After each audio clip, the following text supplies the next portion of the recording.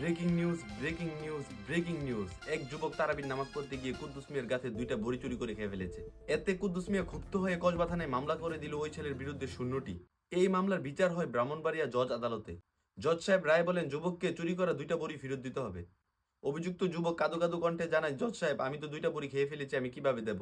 এই কথা শুনে জজ সাহেব বলেন, শাস্তি হিসেবে তাহলে তোমার 2টা বড়ি তুমি দিয়ে দাও। এই রায় শোনার পর তার গার্লফ্রেন্ড পালিয়ে যায় তার বন্ধু শাকিলের সাথে বড়ির গুরুত্ব বোঝার জন্য।